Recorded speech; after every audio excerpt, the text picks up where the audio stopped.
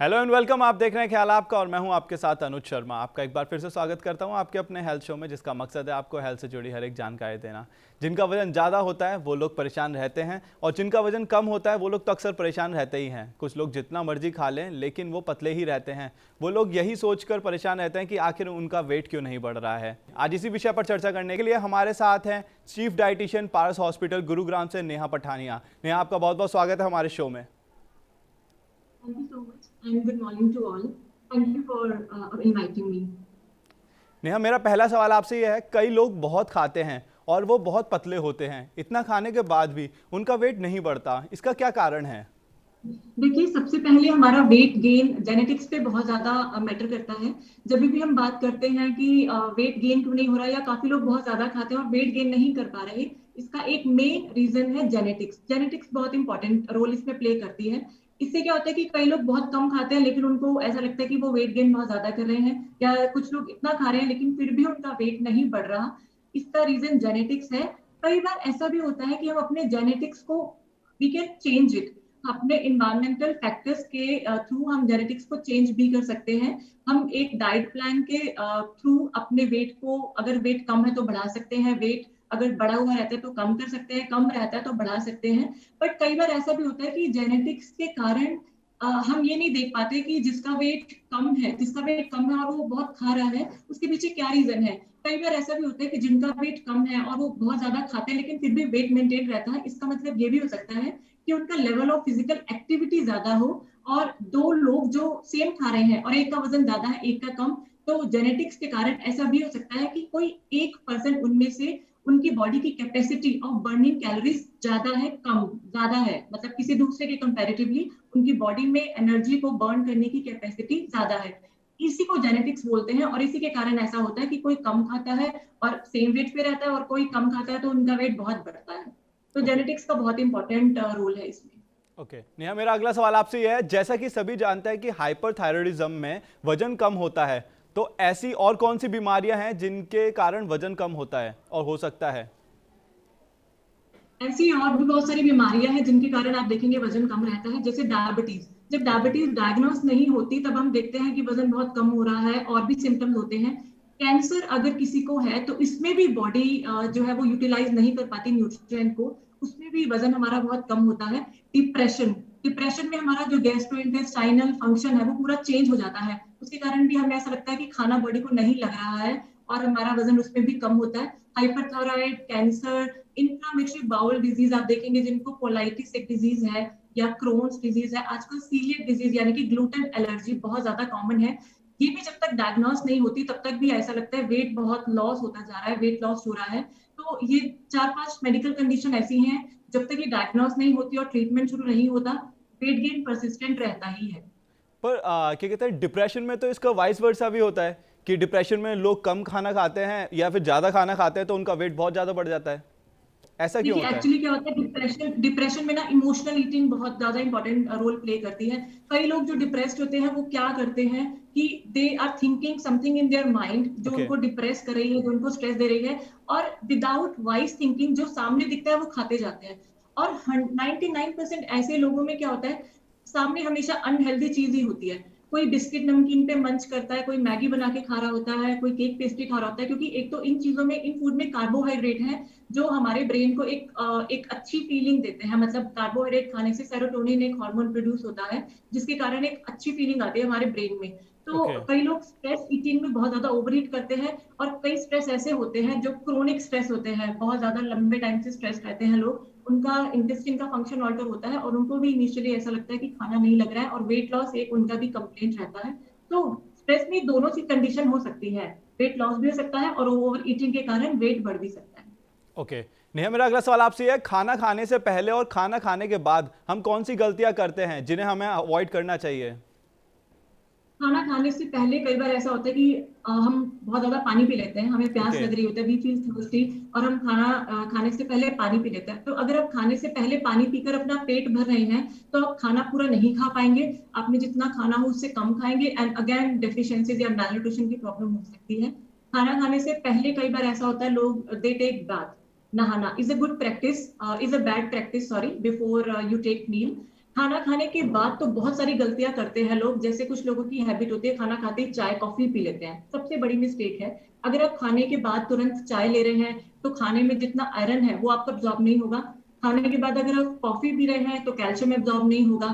खाना खाने के तुरंत बाद कई लोगों को स्मोकिंग की हैबिट होती है, तो इससे भी आपके बॉडी के न्यूट्रिएंट जो है वो एब्जॉर्ब नहीं होते।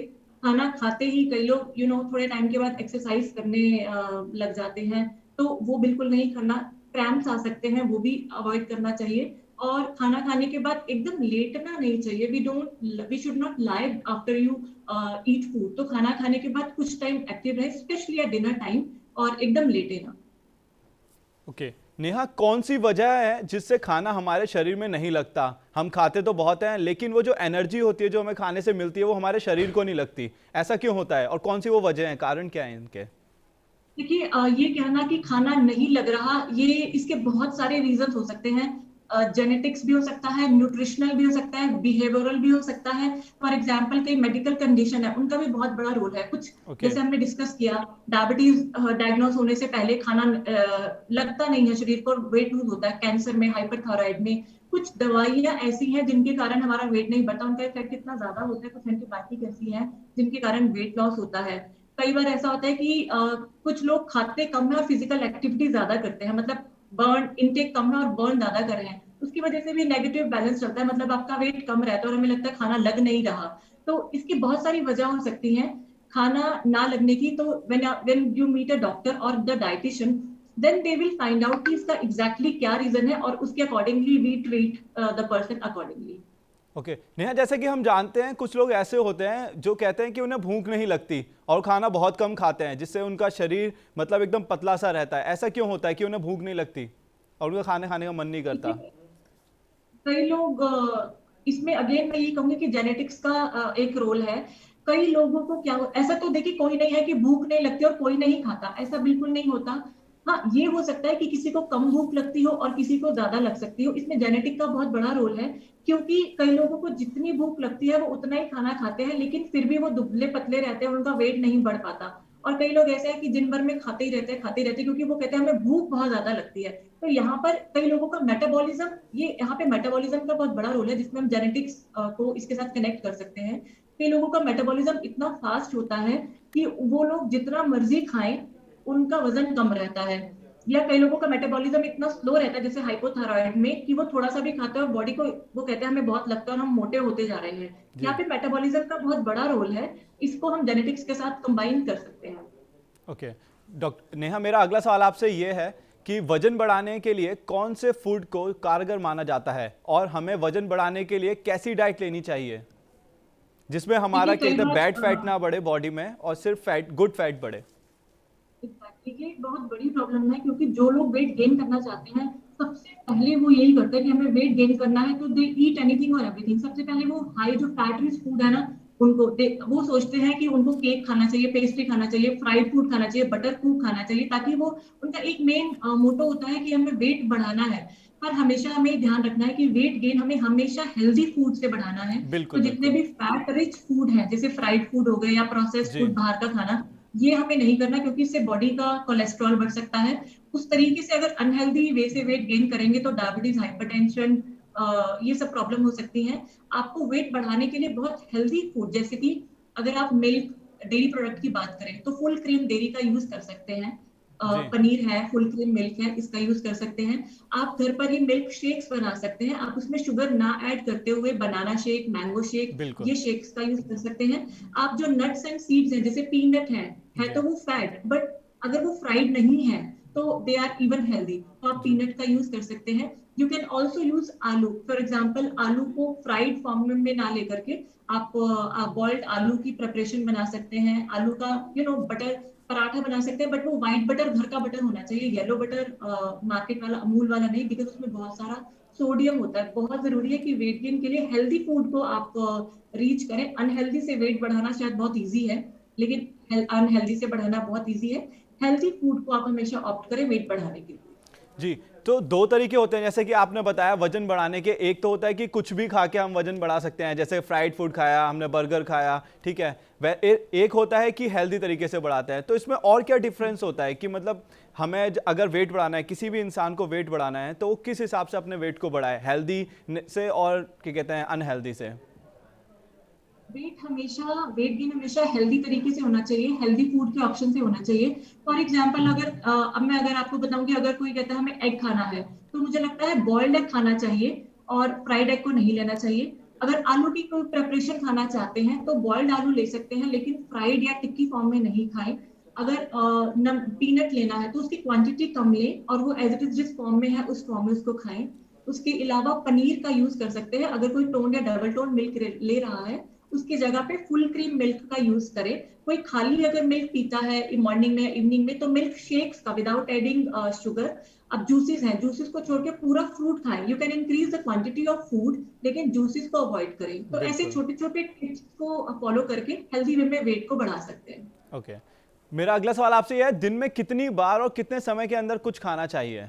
आजकल एक्चुअली इतनी फैट डाइट्स आ गई है, जैसे वीगन डाइट है, कीटो डाइट है, इंटरमिटेंट फास्टिंग है, जिसमें सिर्फ 8 घंटे का विंडो होता है खाने का और आप उसके आगे पीछे कुछ नहीं खाते। तो हर कोई अपने हिसाब से अपना डाइट प्लान आजकल मोल्ड कर लेता है। जी। बट मुझे ऐसा लगता है जिस वे में हमारी बॉडी बनी है और हमें जिस तरीके का खाना खाना चाहिए नेचुरल तरीके से, हमें 5 कोर्स मील लेना चाहिए, जिसमें 3 मेजर मील्स हमें खाने चाहिए, ब्रेकफास्ट, लंच एंड डिनर। और जी। उसके बाद एक मिड मॉर्निंग स्नैक और एक इवनिंग स्नैक। क्योंकि जब हम बात करते हैं बैलेंस्ड डाइट की, आपको बैलेंस डाइट लेनी है, आपको रेगुलर 2 तरीके के फ्रूट या 2 तरीके की वेजिटेबल खानी है। अगर आप कम खाना खाएंगे या आप कोई मील स्किप करेंगे या आप मिड मॉर्निंग या इवनिंग स्नैक नहीं लेंगे, तो श्योरली आप बैलेंस्ड डाइट नहीं ले पाएंगे और कोई ना कोई आप न्यूट्रिएंट मिस कर देंगे। जी। अगर आप मान लीजिए 2 टाइम मील ले रहे हैं और स्नैक नहीं ले रहे हैं, तो आप फ्रूट मिस कर देंगे, या आप थर्ड मील से जो आपको प्रोटीन, कैलोरी, कैल्शियम मिलना है वो मिस कर देंगे। तो अगर आप अपनी मील्स को हम कट कर देते हैं या कम खाते हैं, मिड मॉर्निंग इवनिंग स्नैक नहीं लेते, तो आप एडिक्वेट कैलोरीज नहीं ले पाएंगे और कोई ना कोई न्यूट्रिएंट आप श्योरली मिस करेंगे। तो the good routine should be, जब आप उठते हैं तो उसके 1 घंटे के अंदर अंदर हम लोगों को नाश्ता कर लेना चाहिए। उसके बाद 11 साढ़े 11 बजे के करीब हमें एक फ्रूट लेना चाहिए। वो एक अच्छा टाइम है हमको फ्रूट लेने का, क्योंकि फ्रूट को कभी भी खाने के साथ मिक्स नहीं करना चाहिए। उसके बाद 1 से 2 बजे we should have our lunch time. Evening time में टी कॉफी के साथ हेल्दी स्नैक, रात का डिनर, और अगर बेड टाइम सोने से पहले मिल्क ले तो वो भी अच्छा रहता है। तो 3 major meal with 2 snacks is a good way to have a balance diet and adequate calorie, protein and micro nutrients specially. Neha, मेरा अगला सवाल आपसे यह है कि वजन बढ़ाने के लिए डाइट के साथ साथ एक्सरसाइज का कितना बड़ा रोल होता है?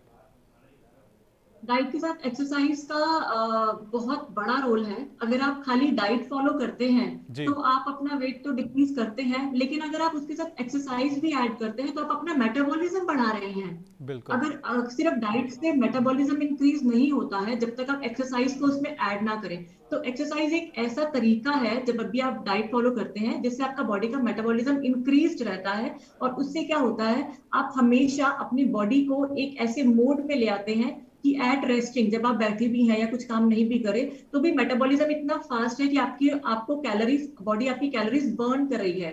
तो एक्सरसाइज का बहुत बड़ा मेजर रोल है। ऑफ कोर्स डाइट का तो है ही है, लेकिन अगर आप डाइट के साथ एक्सरसाइज ज्वाइन नहीं मतलब ऐड नहीं करते तो वेट लॉस इतना इफेक्टिव नहीं होता है। जी, वही मैं कहना चाह रहा था कि मतलब वजन बढ़ाने के लिए, सही वजन बढ़ाने के लिए एक्सरसाइज का भी बहुत बड़ा रोल होता है, जैसे कि आपने बहुत बड़ा बताया। रोल है, जी। हमारा मेटाबॉलिज्म एक्सरसाइज कंट्रोल कर सकती है, चेंज बिल्कुल। कर सकती है। जी। मेरा आखिरी सवाल आपसे है, वजन बढ़ाने के लिए और सही वजन को मेंटेन करने के लिए क्या टिप्स देना चाहेंगे आप हमारे दर्शकों को? सबसे पहले वजन बढ़ाने के लिए हेल्दी फूड चूज करें। जी। Unhealthy food, fat food, fried food, मीठा खाना या तला हुआ खाना, बाहर का खाना, ये बिल्कुल ना खाएं। क्योंकि कई बार वजन बढ़ाने वाले जो लोग होते हैं वो सोचते हैं कि हमें सब कुछ खाना चाहिए क्योंकि हमें वजन बढ़ाना है। लेकिन उन्हें सब कुछ खाना चाहिए, लेकिन उनको अपने बैड और गुड चॉइसेस में डिफरेंशिएट करना चाहिए कि फ्राइड और नॉन फ्राइड में क्या डिफरेंस है, जूस और फुल फ्रूट में क्या डिफरेंस है। अगर पनीर की कोई प्रेपरेशन खा रहे हैं तो नॉर्मल रॉ या फिर नॉर्मल सब्जी वाली फॉर्म में या फिर तले हुए फॉर्म में क्या फर्क है। उनको हेल्दी वे में अपना एक तो वजन को बढ़ाना चाहिए, नॉन हेल्दी में नहीं, क्योंकि नॉन हेल्दी में अल्टीमेटली या तो शुगर इंक्रीज होगी, ब्लड शुगर, या फिर बैड कोलेस्ट्रॉल बढ़ेगा, या और गुड कोलेस्ट्रॉल कम होगा, वेट अननेसेसरी बढ़ेगा, जिसके कारण और 2-3 बीमारियां लग सकती हैं बढ़े हुए वेट के कारण। और अगर आपके वेट को मेंटेन करने के लिए बहुत सारे टिप्स हैं, जैसे खाना टाइम पर खाएं, कोई भी मील मिस नहीं करें। ऐसा होता है कि कई बार आपने अगर ब्रेकफास्ट मिस किया या लेट किया तो आप लंच को ज्यादा खा सकते हैं। आपने फिर डिनर अगर मान लीजिए नहीं किया और अगले दिन सुबह भी मील अपना लेट कर दिया, तो इतना लंबा गैप बॉडी के लिए भी अच्छा नहीं है। अल्टीमेटली आपकी बॉडी सफर करेगी, माइक्रो न्यूट्रिएंट, विटामिन, मिनरल्स की डेफिशिएंसी होगी। वेट मेंटेन करने के लिए हर रोज 40 मिनट का टाइम जरूर निकालें, एक्सरसाइज जरूर करें, 7 घंटे की कम से कम स्लीप जरूर लें, क्योंकि हमारी स्लीप की जो ड्यूरेशन है वो भी वेट मेंटेनेंस में बहुत इंपॉर्टेंट रोल प्ले करती है। पानी, लॉट्स ऑफ फ्लूइड, पानी भी हमारे मेटाबॉलिज्म को इंक्रीज करता है, तो वाटर जो है दिन में 10 से 12 ग्लास जरूर पिए। कुछ ये टिप्स फॉलो करके हम और एक हेल्दी डाइट फॉलो करके, आई डोंट से कि आपको कोई फैट डाइट फॉलो करनी है, आपको इंटरमीडिएट फास्टिंग ही फॉलो करनी है, कीटो ही फॉलो करनी है। जी। ऐसे हेल्दी टिप्स से और हेल्दी बैलेंस डाइट से भी हम वेट लॉस, वेट गेन या वेट मेंटेन कर सकते हैं। नेहा, आपका बहुत बहुत शुक्रिया हमारे साथ जुड़ने के लिए और तमाम सवालों के जवाब देने के लिए। Thank you so much. अगर सही डाइट लेने के बाद भी आपका वजन कम हो रहा है तो यह किसी बीमारी के लक्षण हो सकता है। इसलिए सही खान पान के बाद भी वजन कम होने पर डॉक्टर से संपर्क करें और अपनी सेहत का ध्यान रखें। अब हमें दीजिए इजाज़त, हम कल फिर हाजिर होंगे एक नए शो के साथ और एक नए गेस्ट के साथ। तब तक अपना और अपनों का ध्यान रखें। चलते चलते हम आपको बताना चाहते हैं TV9 डिजिटल के न्यू इनिशिएटिव TV9 वैन के बारे में। आखिर क्या है ये न्यू इनिशिएटिव, देखते हैं इस छोटी सी वीडियो में। Today, doctors are busier than ever providing care and advice to patients. And the reality is that an average patient now spends much more time in the waiting room than in the doctor's chamber. With such a captive audience, it's time to put their wait time to good use. Introducing TV9 Waiting Area Network that provides premium patient engagement experience through engaging and informative videos. These videos are created keeping in mind an Indian patient seeking medical attention. TV9 Waiting Area Network provides a perfect platform for educating the patients on everything a doctor's practice has to offer while elevating the doctor's brand at the same time. As a doctor, all you need is to have Wi-Fi at your clinic and we'll take care of the rest. We provide you with a TV, a media player, your clinic profile, and a playlist customized as per your practice. Combine all this with the regular news updates from TV9 and you have an awesome branding and marketing tool for your clinic. Write to us at van@tv9.com and we'll get in touch with you to set up our solution at your premises.